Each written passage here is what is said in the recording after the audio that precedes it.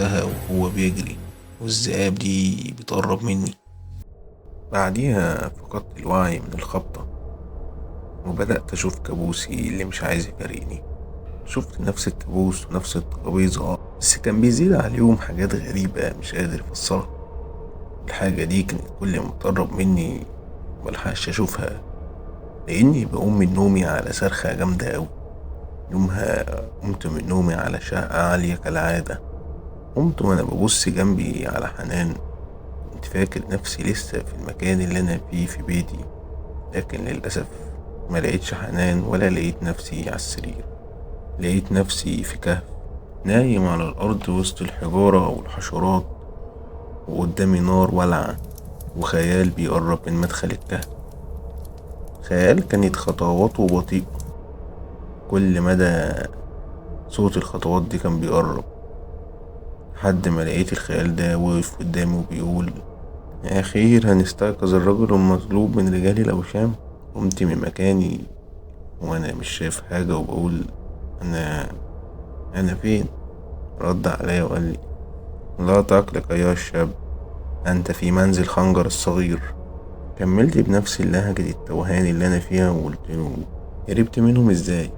رد عليا وقال لي: خنجر دائما هارب، لا يعرف العيش في أمان، هذه لعبتي.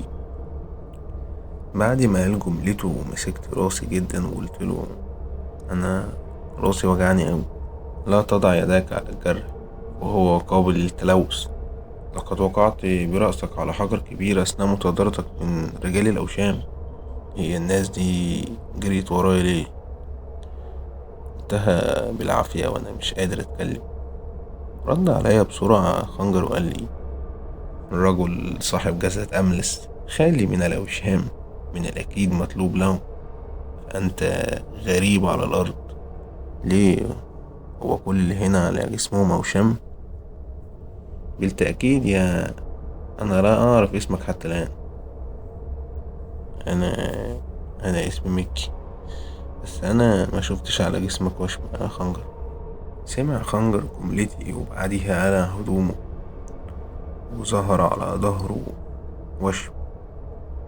وشم كان عبارة عن جمجمة وفي نصها خنجر، وعلى دراعه وشمي على شبه درع. بعد ما بصيت على جسمه كله قلتله: معناها ايه الأوشام دي يا خنجر؟ بدأ يقرب مني وبعدها قال: تثبت للجميع أنك تنتمي لأرض الجوف، وتثبت أيضا مدى قوتك. كل وشم له معنى وقصة، مثل تلك الوشمة المرسومة على ظهري، وهو يعني للجميع أنني قمت بقتل شخص من قبل، والدرع ده يعني أجيد حماية نفسي. أنا كده مش هعرف أعيش هنا غير لما أقتل.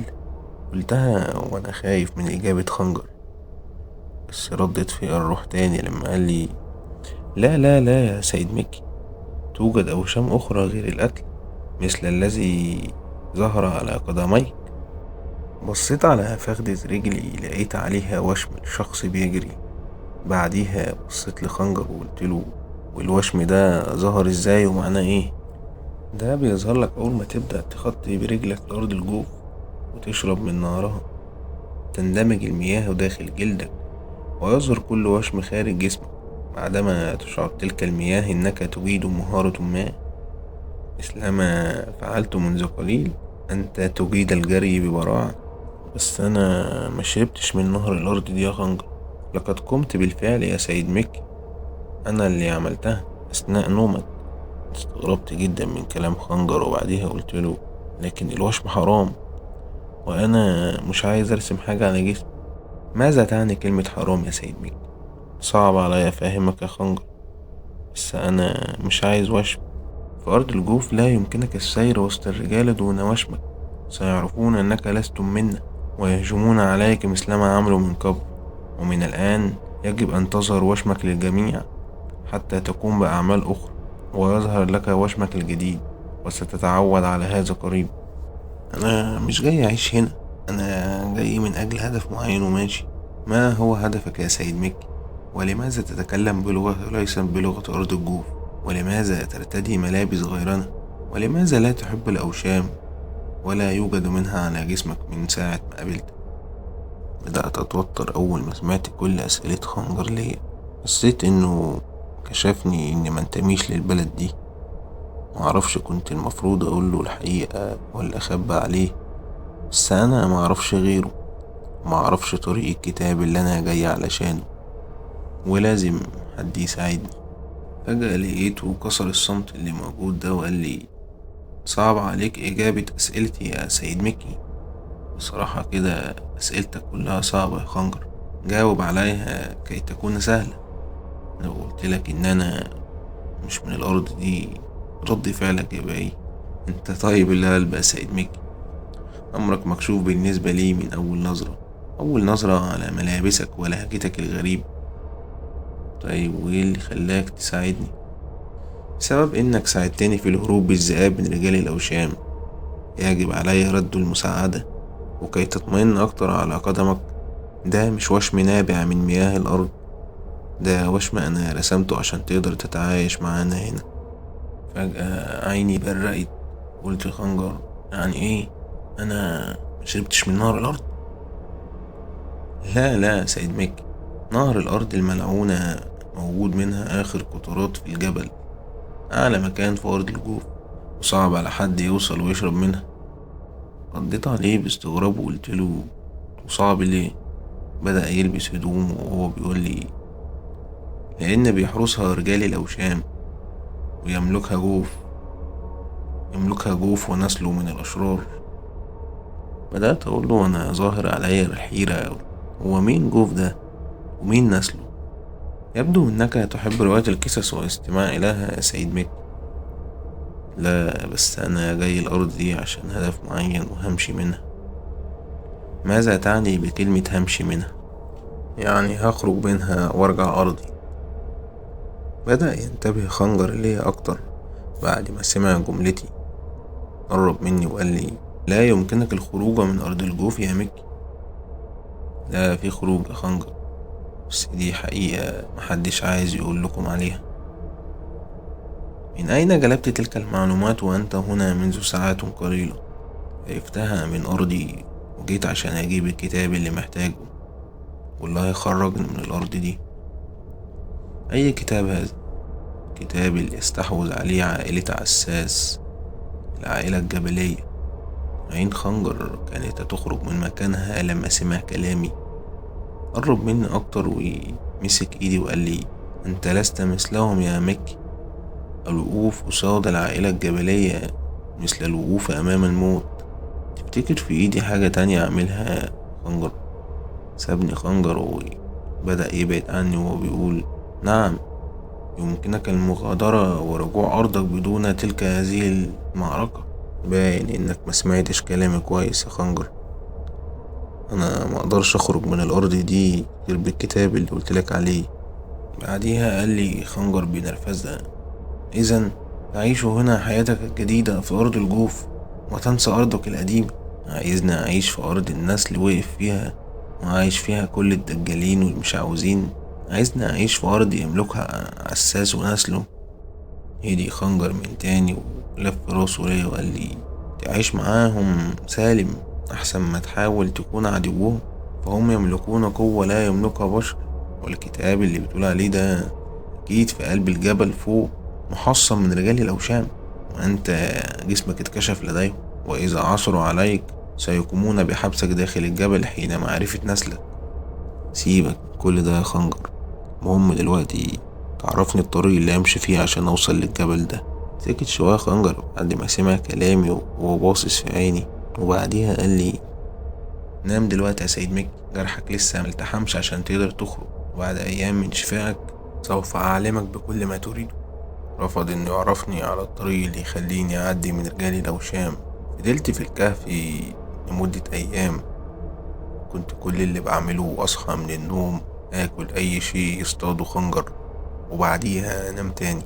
حياتي كانت صعبة بسبب الجرح اللي في راسي، مكانش عايز يروح، بس بعد أيام وبعد اليوم التالت بدأ الجرح يلم.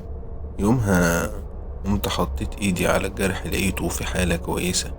كنت منتظر خنجر يرجع من السوق عشان أعرفه إني بقيت أحسن وإني أقدر على الخروج وأتجه للجبل. ويعرفني الطريق عشان أجيب الكتاب. بس الغريب بقى إني لما قمت لقيت الكهف فاضي. كنت متعود أقوم كل يوم على صوت الذئاب الجعانة، لكن المرة دي مش موجودين خالص. حتى بعد ما انتظرت كتير وأنا بطني وجعاني من الجوع، خنجر مرجعش الكهف. فضلت ساعات مستنيه وهو مرجعش. ساعتها عرفت إنه سابني لوحدي ومعرفش السبب. بس لقيته سايب معايا ملابس تشبه الملابس بتاعت المكان، تشبه ملابس جميع الرجال اللي في أرض الجوف. ملابس كلها فيها فتحات صغيرة عشان تبين الأوشام اللي على جسمك. ولقيت كمان خنجر راسم على جسمي وشمين زيادة من أجل الأمان. لبست هدومي وخرجت من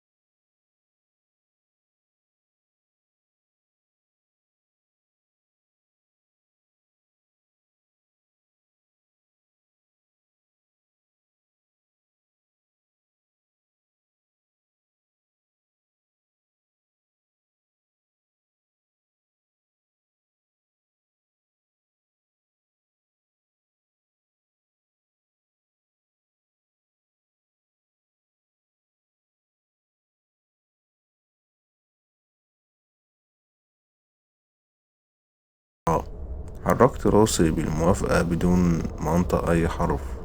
وبعديها طلب مني الراجل إن أشيل كميات كبيرة من الذرة اللي موجودة في الشوال، وكميات تانية من البهارات اللي اشتراها من السوق، وطلب مني أوصله لحد البيت.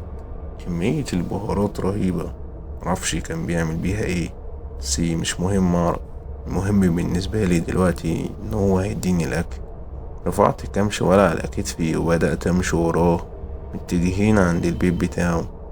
كنت شبه العبد اللي الراجل ده اشتراه. الحمل كان تقيل عليا، بس استحملت لحد ما وصلت لحد بيته. ولما وصلت هناك بقى عرفت سبب الكميات البهارات دي. كان راجل غريب، طول الطريق ما نطقش معايا بكلمة، بس كان عمال يبصلي بنفس نظرات خنجر أول ما شافني. كملت معاه لحد ما وصلت قدام بيته. كان بيت صغير بس مخيف. الممر اللي بيدخلنا على بيته كله جماجم صغيرة، والأرض عليها طرطشة دم. وفي نهاية الممر ده المكان اللي بيقعد فيه كان عبارة عن شوية خشب محطوطين في النص ولعين نار، وقفص كبير مصنوع من الخشب بس فاضي، وقماشة من الصوف محطوطة في الأرض، وكرسي ذهبي مطرز بشكل خرافي. وده بقى المكان اللي كان بيقعد فيه. حسيت من المكان ده إن الراجل ده مش عاوز دجال، وبسبب كمية البهارات دي قلت أكيد بيستخدمها في الأعمال. أول ما وصلنا قعد على الكرسي بتاعه وهو بيبص عليا، كان بيتابع جسمي من فوق لحد تحت. بعديها طلب مني أخد البضاعة اللي أنا شلتها من السوق وأدخل الغرفة الخاصة بالغربان وأحط ليهم الأكل. محبتش أكسر كلامه ونفذته على طول. دخلت غرفة الغربان وبدأت أحط الأكل ليهم. كان عددهم كبير أوي وشكلهم يخوف، بس باين عليهم كانوا زيي بالظبط، ميتين من الجوع. كانوا بيهجموا على ايدي وانا بحط ليهم الاكل. كانت اقفاص صغيرة على يميني وشمالي مليانة غربان، وقدام كل قفص طبق صغير على جرار بيتحط فيه الاكل. حطيت لهم الأكل وزقيته لجوه عشان يقدروا ياكلوا. بدأت أعمل كده في كل الألفاظ، بس قبل ما أخلص سمعت صوت هبد جامد أوي بره، صوت رجول كتير أوي بتقرب مننا. بس بعد ثواني الرجول دي ظهرت أجسامها، ظهروا قدام الراجل العجوز اللي قاعد على الكرسي بره. ولما بصيت عليهم لقيتهم رجال الأوشام. سمعتهم بيقولوله: يبدو انك اصبحت من العواجيز يا شفعان. كان خايف منهم قوي وجسمه انكمش من الخوف. ركع على الارض ليهم وهو بيتوسل وبيقول لهم: الامر ليس بيدي، لم اعثر على مطالبكم. كسرت ثقة الملك يا شفعان، كان يقول انك اقوى رجال الدجل والسحر، لكن الان اصبحت اقل قوة والجميع يدفع فديته من الدماء، وانت لم تعثر على اطفاله في ارض الجوف. أهالي الأرض تخفي أطفالهم منكم خوفا من قتلها على أيديكم. أصبح الأمر صعب علي. أبلغ الملك، سوف أجلب لكم الأطفال لذبحها قريب. أنت مطلوب لتكون عبرة لرجال السحر لمن لم يعثر على أطفال أهالي أرض الجوف. كنت بسمعهم وأنا واقف في غرفة الغربان مستخبي، خايف أطلع يقبضوا عليا ويكشفوا الوشم اللي على جسمي، لأنه سهل التعرف عليه. قربوا من الراجل اللي اسمه شفعان، بعديها قبضوا عليه عشان ياخدوه للملك زي ما قالوا. بس لقيته فجأة قال لهم: انتظروا، لدي أثمن من دماء الأطفال. وقفوا عن الحركة وبصوا لشفعان وقالوا له: ما هو؟ لدي رجل بجسد أملس يضع على جسده أوشام مزيفة، وهو ليس من أرض الجوف.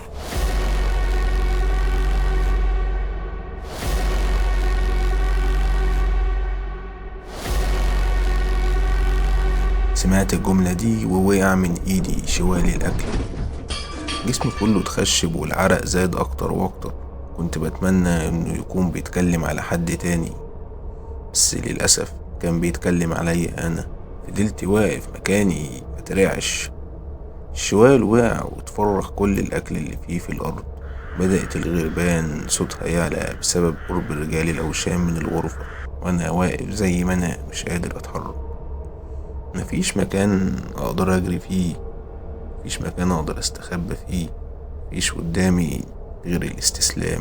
كنت منتظر اي حاجة تغير الواقع، منتظر اي حاجة تحصل، اي حاجة تغير القدر المريب ده.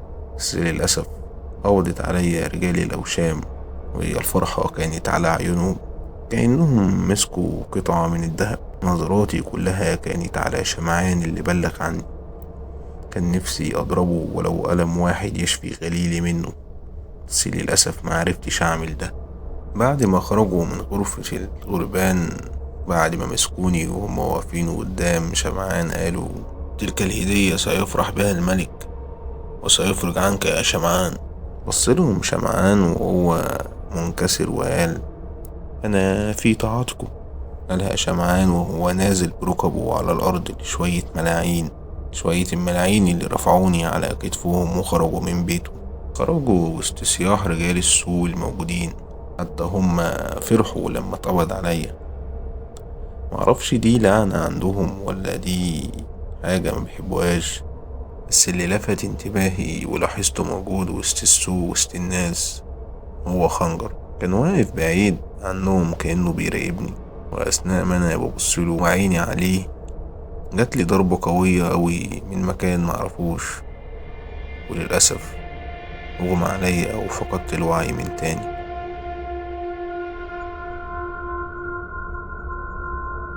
صحيت من بعدها على ضربات في بطني من أقدام رجال الأوشام. رؤيا ضباب. كنت بفتح عيني بالعافية وأنا بحاول أتعرف على المكان اللي أنا فيه، بس هو كان مكان فاضي وواسع، كله أعمدة متلونة باللون الأصفر وعليها نقوش وزخرفة. كان قدامي كرسي كبير وقاعد عليه راجل ذو قامة لا توصف، مفيش في وشه ولا جسمه شعرة واحدة، وعلى جسمه كله أوشام، أوشام أكتر من الرجالة اللي بتحرسه. ملامحه حادة، الابتسامة ما تعرفش طريق، حتى جلده فيه شيء مش طبيعي. كان لونه أحمر وبارز منه أشياء مقدرش أعرفها بسبب إنه كان بعيد عني. بس اللي قدرت أميزه كمية الحلقات اللي موجودة في ودنه.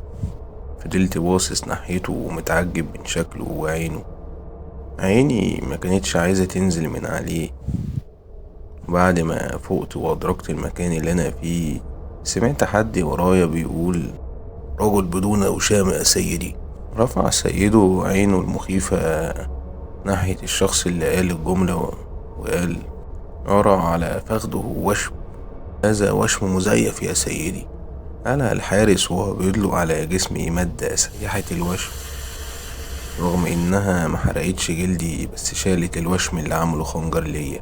من بعدها قام القائد بتاعهم من مكانه مندهش وشاور عليا وقال: من أين جئت أيها الملعون؟ ما كانش عندي إجابة أقولها.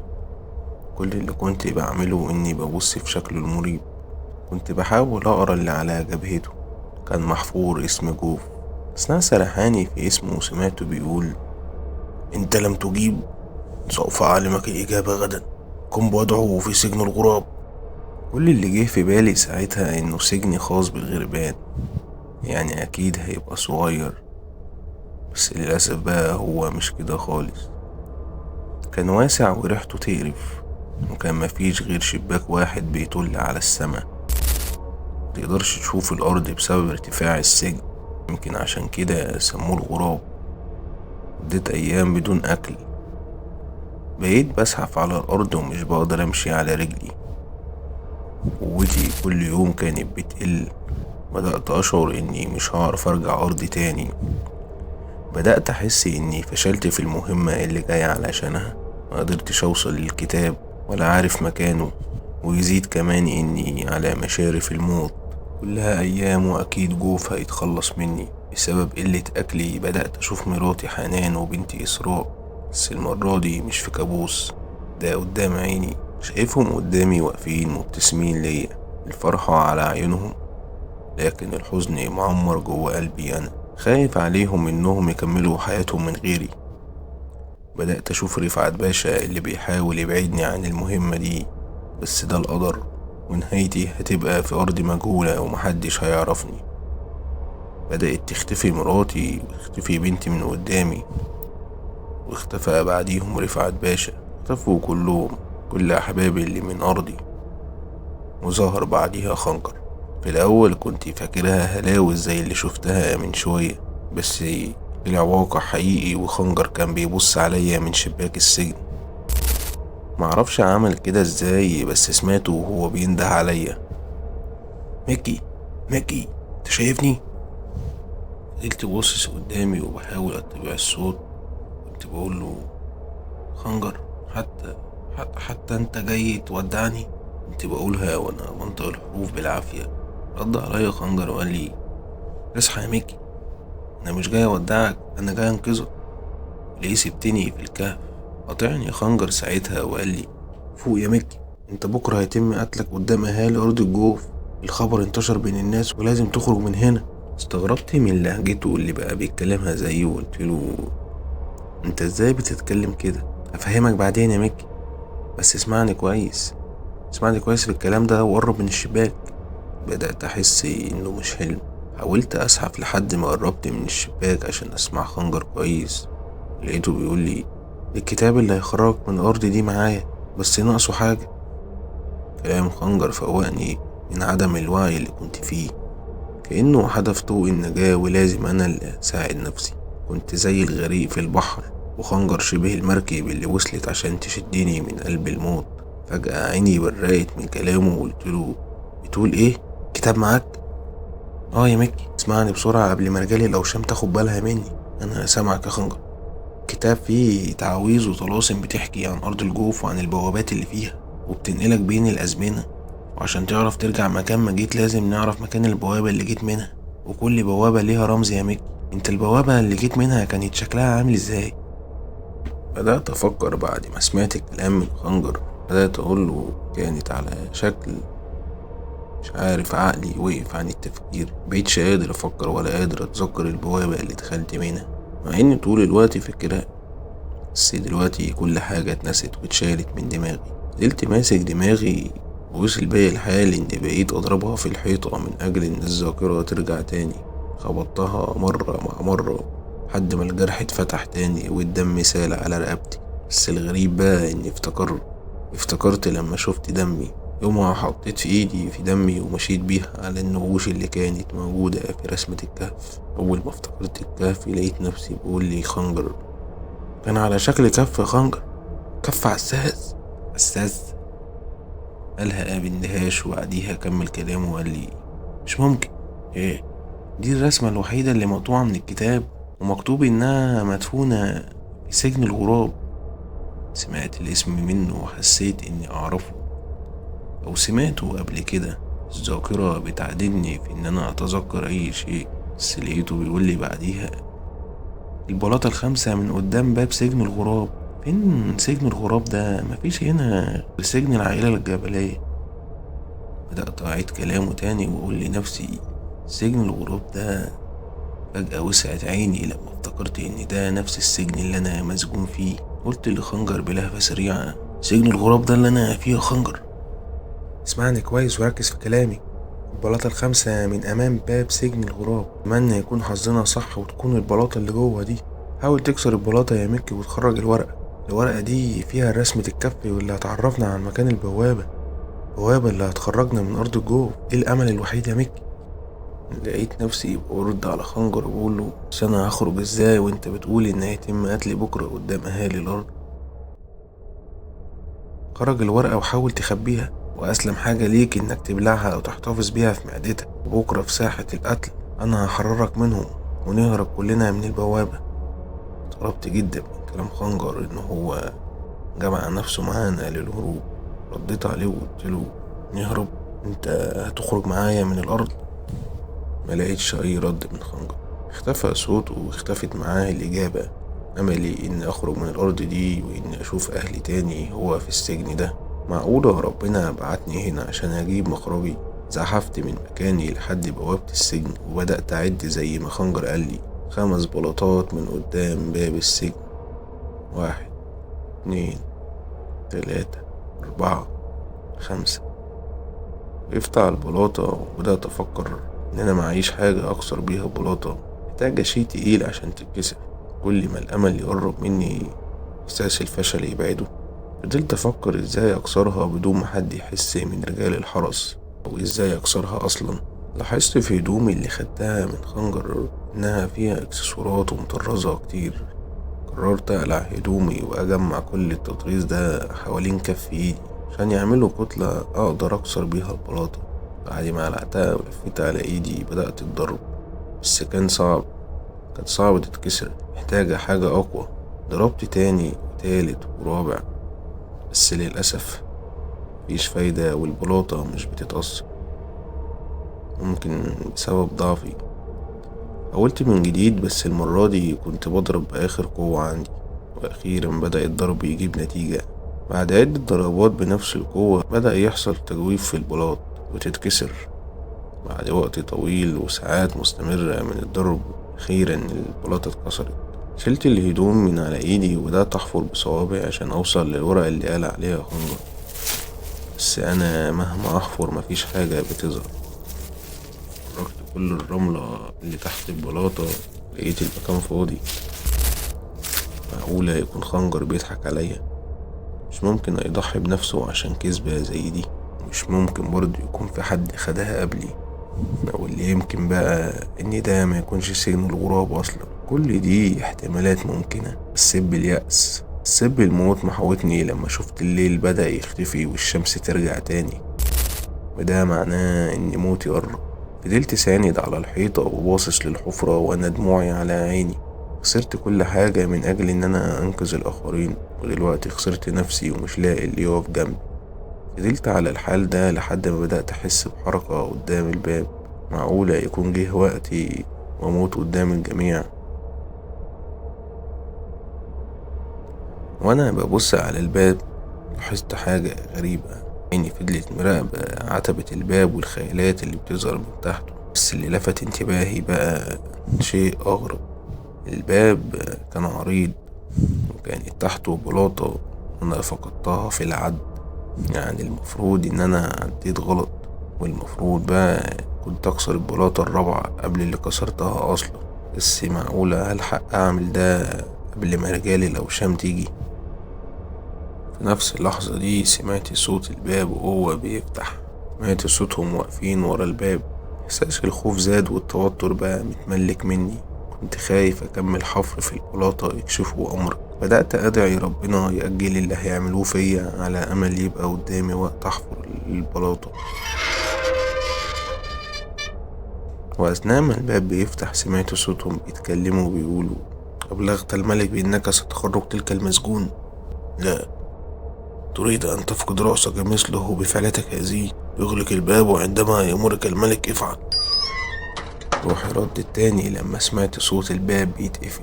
قاومت ضعفي وقمت جري على البلاطة الرابعة، مسكت هدومي وفضلت أضرب البلاطة لحد ما اتكسرت. بدأت أحفر كتير لحد ما إيدي بدأت تلمس حاجة، تلمس ورقة من كتاب قديم مدفونة وسط التراب بس لسه سليمة زي ما هي. فتحتها ولقيت فيها نفس الرسمة اللي شفتها على الحيطة، نفس حروف عساس على الصوابع، بس تحت الرسمة فيه علامات وكلام غريب. كلام غريب أنا مش قادر أفسره ولا قادر أعرف طريق البوابة دي فين. أثناء ما أنا بفكر في البوابة سمعت جملة من ورا باب السجن: أهل الأرض اجتمعت وأمرني الملك بجلب الأملس من السجن، يفتح. سمعت الجملة دي من الشخص واقف ورا الباب. فجأة طبقت الورقة وحطيتها في بقي وحاولت أبلعها زي ما قال خنجر، بس ما كنتش عارف أعمل ده. سبتها في بقي وحاولت أخبي تكسير البلاطة اللي عملته وخبيته بهدومي. فردت هدومي كلها على البلاطة المكسورة، وبعدها فتحت الحرس الباب، وأول واحد دخل منهم قال لي: كيف يا أملس، حان وقت قتلك. بصيت ناحيته وأنا قافل بقي وفاقد الحركة، بس حاولت أقرب منه قبل ما يكشف أمر البلاطة. مسك إيدي وبدأ يشدني زحف من على الأرض، وقبل ما أخرج من البوابة سمعت الحرس التاني قال له: سوف يخرج هكذا عاري، جعله يرتدي ملابسه الموجودة داخل السجن. قلبي اتقبض لما سمعت الجملة دي، ورفع هدومي من السجن يكشف البلاطة المكسورة. فضل الحارس يبصلي وبعديها قال: لا، سوف يقتل عاري كي تتعرف علي أهالي الأرض على الوشم المزيف. حمدت ربنا انه قفل السجن وبدأنا نتجه ناحية الساحة اللي هتقتل فيها. ماشي في ممر من الحجارة، رجلي بتنزف دم بسبب الزحف. مرة مع مرة حاولت أقاوم وأقف عليها، أتحمل على قد ما أقدر. وقبل ما أخرج للجميع سمعت صوتهم: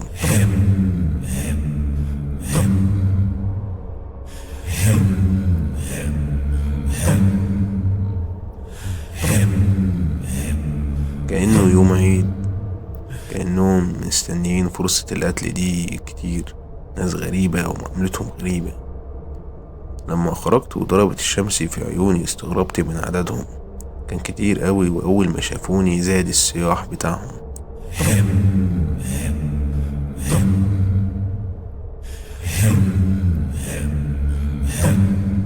وزاد الخوف عندي أكتر. عيني كانت بتدور على الناجي الوحيد ليا بس مش لاقيه، أو يمكن يكون موجود بس عيني مش شايفاه. كنت بتمنى يكون شايفني وخطته جاهزة. خدني الحارس لحد ما وصلت قدام الملك جوف. كان قاعد على كرسي اسود كبير والحشد من الاهالي تحت بتهتف باسمه. كان اللي شاغلني طريقة الموت اللي ناويين يموتوني بيها. كنت فاكر انه هيتم اعدامي على منصة كبيرة بمشنقة مصنوعة من الحبل، بس طريقة القتل طلعت افظع من كده بكتير. قبل ما يعملوا فيا اي حاجة وقفت على حافة الجبل قدام الاهالي وانا جسمي نحيف. كنت بترعش من الخوف وانا مغمض عيني، سامع صوت جوف وهو بيتكلم مع اهالي الارض. سمعته بيقول لهم: لقد مرت سنتين على آخر غريب بيننا. أتذكرها جيدا تلك العجوز التي كانت تعمل في مملكتي خادمة، لكنها ليست من أرضنا. كانت تتسلل لسرقة الكتاب، هي وابنها المجنون راعي الذئاب. لقد هرب بفعلته، ترك أمه تواجه الموت بمفردها. واليوم واليوم جاء إلينا غريب جديد لا أعرف سبب مجيئه إلينا. من الممكن أن يكون مبعوثا ليتخلص من أرضنا، أرض الجوف، للعائلة الجبلية، عائلة السحر ومربية المشعوذين.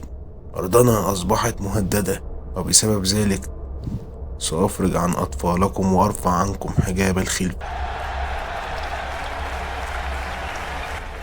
لكن مقابل هذا من يتعرف على شخص بدون وشام يجلبه لي للحفاظ على أرضنا.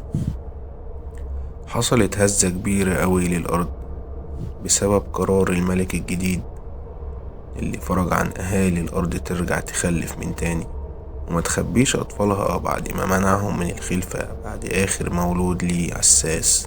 بعد القرار اللي قاله الملك ده بدأت الأهالي ترفع أطفالها لفوق بسبب الفرح، لكن كل ده كان مكيدة من الملك جوف، كان مكيدة منه عشان يقبض على كل الأطفال اللي الأهالي مخبياها. فجأة أمر الملك جوف بالقبض على الأطفال اللي الأهالي خبتها وطلعتها دلوقتي. والأمر الأفظع بالنسبة لي بقى إنه أمر الشخص بالظهور وكلفه بالقبض على الأطفال، والشخص ده كان شداد. دهشة كانت عليا أنا بس، أفضل بكل مكان بسبب قرار الملك. رجال الأوشام انشغلت أكتر بضرب الأهالي اللي بدأت تتسلق الجبال وعايزة تحارب الملك، لكن أنا واقف مكاني مذهول من وجود شداد. اللي زاد اندهاشي أكتر وصول خنجر اللي كان جاي ومعاه 4 ذئاب، بس المرة دي بقى الذئاب كانت كبيرة. معقولة يكونوا هما دول نفس اللي ولدتهم؟ قلتها في سري وانا شايف خنجر وهو بيؤمر 2 من الذئاب تهجم على رجال الأوشام، وأمر الذئاب الباقية تهجم على عرش الملك جوف وشداد. الغريب في الأمر إن الكل خاف منهم، كل جري واختفى من مكانه، حتى جوف اترعب من شكل الذئاب المتوحشة وجري. شكلهم مخيف، بس دول ملاعين، ازاي مش قادرين يواجهوا ذئب؟ في نفس اللحظة دي قرب مني خنجر وقتل الحارس اللي كان معايا. قرب مني خنجر وقال لي: ميكي اصحى، مفيش وقت، لازم نمشي من هنا. قال خنجر وهو بيخرج من تحت هدومه الغريبة كتاب بدون عنوان، بس ملمسه غريب وتقيل. فين الورقة يا ميكي؟ فقت من نظرة الاندهاش اللي كانت عندي، خرجت الورقة من بقي واديتها لخنجر. فتحها وبدأ يفك الشفرات عشان يعرف مكان البوابة، وبعد دقايق لقيته بيقول لي: مستحيل، البوابة في كهف جوديش.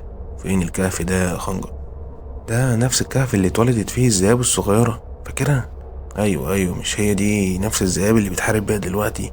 لا مش هي، بس مفيش وقت اشرح، لازم نتحرك دلوقتي.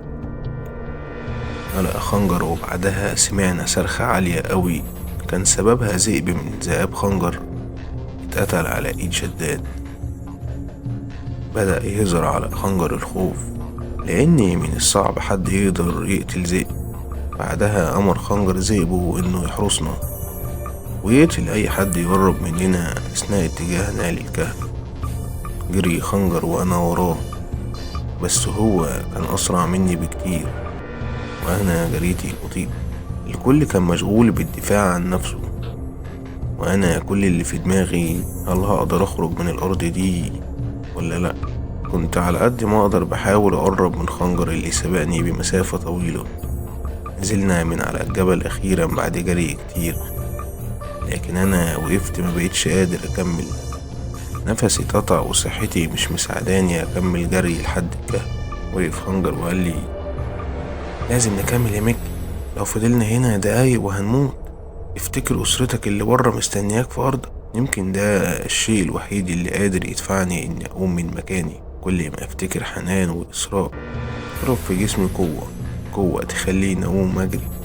قمت كملت طريقي مع خنجر وأنا شايف في رجال بتحاول تجري ورانا، وحاسس بقرب شداد مننا. معرفش جه هنا ازاي، قال لي أرضه من بعد موته بيرجع ليها. أسئلة كتير إجابتها موجودة عند خنجر، بس الهدف دلوقتي الخروج من هنا. أثناء الجري كان معانا 2 من الذئاب والباقي مات. وبعد ما نزلنا من على الجبل وقربنا من الكهف، ظهر قدامنا شداد، كائن ملعون فيه شبه كبير من جوف، بس الحرب معاه مش سهل. لقيته بصلي وقال لي: اهلا بيك يا مكي. صدقتش عيني، ملحقتش شداد يكمل كلمته وهجمت عليه الذئاب، خلصت عليه في لمح البصر. معقولة الذئاب دي تمتلك كل القوة دي؟ دخلنا الكهف وبدأنا نبحث عن البوابة. كنا بندور على حيطة عليها رسمة الكف، الإضاءة معدومة في المكان. فجأة لقيت خنجر ولع خشبة كبيرة وبدأ يتجه بيها ناحية الحيطان، وبعديها ظهر كف عساس كان زي اللي شفته في قصر المحروسة بالظبط. فضلت قاعد على الأرض تعبان مش قادر أتحرك. طلب مني خنجر إن أنا اللي أعبر الأول من البوابة. طلع من جيبه خنجر صغير وقال لي: هات إيدك بسرعة. مديت إيدي ناحيته وعمل لي جرحي في بطن الكف وبدأ يخرج منها الدم. طلب مني أقوم قدام الرسمة وأمشي عليها بدمي. نفذت كلامه، بس للأسف الرسمة ما حصلهاش حاجة والحيطة ما اتفتحتش أصلا. استغربت أنا وخنجر لأننا كنا منتظرين الحيطة تفتح وأدخل فيها، بس ده ما حصلش لأننا نسينا حاجة مهمة، وهي كتابة كلمة جوف على بطن رجلي. بسبب إن مفيش حاجة أكتب بيها على بطن رجلي، قرر خنجر يحفر بطن رجلي بالكلمة. كان ألم شديد وصعب عليا أتحمله. كنت بصرخ وهو بيعمل ده، بس حاولت أتحمل على قد ما أقدر. مشيت بدم تاني على الرسمة وبعديها بدأت الحروف تنور كأنها بتتحرق. بعد ثواني انشقت الحيطة وبقت جاهزة للعبور. بصيت لخنجر وبعديها دخلت. شفت نفس اللي شفته وانا داخل، ضلمة ونقوش على الحيطان، بس ما كنتش قادر امشي على رجلي. بزحف بالعافية لحد ما وصلت لنزلة سحبتني لتحت، ومنها خرجتني من الرسمة اللي موجودة في قصر المحروسة. كنت فاكر ان هلاقي القصر فاضي ومهجور، بس للأسف لقيت اللي عمري ما أتخيله. لقيت مراتي حنان وإسراء قاعدين على الترابيزة، وشخص غريب بيقدم ليهم صينية عليها كوبايات. الصدمة كانت على الكل، على حنان وإسراء اللي لما شافوني ما صدقوش نفسهم، وأنا اللي مش عارف وجودهم هنا سببه إيه وليه. قربت منهم وأنا بقول: انتوا وصلتوا هنا إزاي؟ جريت عليا إسراء وتقول: بابا.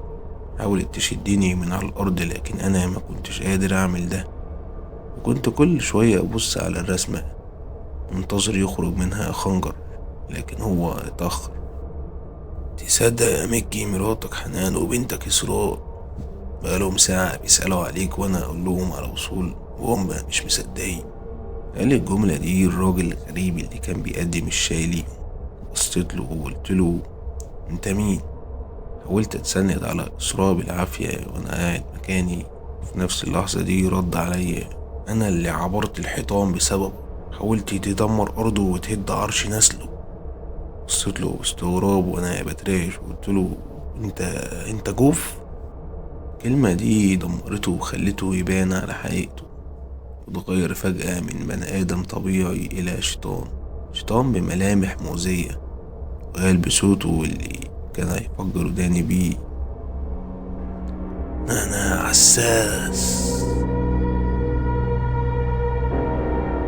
وشه كان بيتحول وتشكيل جسمه اتغير تماما، وزادت القامة اللي عنده وملامحه زادت شيطانة أكتر، ولونه الأحمر أكبر إثبات إنه شيطان على جسد بني آدم. بعد سماع صوته اللي تعبني كأنه بيسحب قوتي اللي مش موجودة أصلا. قربت مني حنان وبنتي بسبب الخوف اللي عمله عساس، وقفوا في ظهري وهم بيحاولوا يتحاموا فيا، لكن عساس كان ناوي على تدميره قدامهم. فجأة بص ناحيتي وبدأت أحس بخنقة رهيبة في رقبتي. عيني قفلت وجسمي اتخشب ومتعلق في الهواء. جسمي كان بيترعش بطريقة رهيبة وانا بحاول اتذكر كلمات من القرآن وبقولها في سر. حسيت ان ايدي متكلبشة بجنزير. كل ما احاول افتح عيني كان عساس بيقفلها بقوته. بدأت اسمع صريخ إسراء بنتي. لما حاولت افتح عيني لاحظته بيعذبها هي كمان، كان بيزحفها على الارض وكان معلق مراتي في الهوا زيي بالظبط. قساس مش بينتقم مني انا بس، ده كان ناوي يخلص على اسرتي كلها، وكل ده بيعمله وهو واقف مكانه. قوته فظيعة وجبارة تفوق شداد بمراحل. ما كانش في ايدي ان احضر اي خدم من اللي معايا، صعب ان احضر دمار لانه ليه طقوس خاصة. وساجم اكيد هو كمان قوته اضعف من عساس. بدأت احس اني انتهيت، وحسيت اني خنجر اتقبض عليه في ارض الجوف، معرفش يعبر من الرسمة. كنت حزين اني السبب في ان اسرتي تموت، شايفهم بيموتوا قدامي وانا متكتف، حركتي مشلولة بسبب عساس. بعد ما أدركت إني على مشارف الموت وصل طوق النجاة فجأة انشقت الرسمة وخرج منها ذئب أبيض بعيون زرقاء قبض بفكه على عساس. كنتش مصدق إن خنجر قدر يعبر ويهرب من أرض الجوف. فجأة جسمي اتهبط في الأرض بعد ما عساس فقد قوته، ووقعت مراتي هي كمان، واتجهت ناحيتها بالعافية. كانت فاقدة الوعي هي وإسراء. سمعت صوت خنجر وهو خارج من الحيطة وفي ايده كتاب، بس شكله اتغير على مكان في أرض الجوف. اتبدل جسد عساس لدخان أبيض، جسمه انصهر كله ودخل عبر الحيطة اللي فيها الرسمة. والغريب بقى إن الرسمة اتقفلت وراه بعد ما دخل فيها. فضل الخنجر باصص ناحيتي ومبتسم، بس أنا كنت ملهوف وعايز ألحق حنان وإسراء من الموت. في نفس اللحظة لقيت رفعت باشا دخل القصر. لما شافني اتفاجئ وجري عليا ومش مصدق عينه إني شايفني. ما كانش في وقت أشرح له اللي حصل ولا يفهم كمية الألغاز اللي قدامه دي، بس كل اللي طلبته إنه يلحق مراتي. طلب لينا عربية إسعاف ونقلناهم، وانا كنت معاهم. مغفلتش غير لما اتأكدت ان المستشفى لحقته. من بعدها فقدت الوعي انا كمان. جسمي ما كانش حمل انه يتعب ولا يبذل نقطة قوة كمان. فضلت ايام في المستشفى لحد ما فقت واطمنت عليهم، عرفت انهم احسن مني، بس انا اللي كنت شبه ميت بسبب اللي تعرضت ليه في ارض الجوف. بعد ما خرجت من المستشفى وحكيت لرفعت على اللي حصل معايا جوه في أرض الجوف، مكانش مصدق، بس كل كلامي اللي كان بيأكده خنجر اللي اكتشفت إنه ما ينتميش لأرض الجوف أصلا.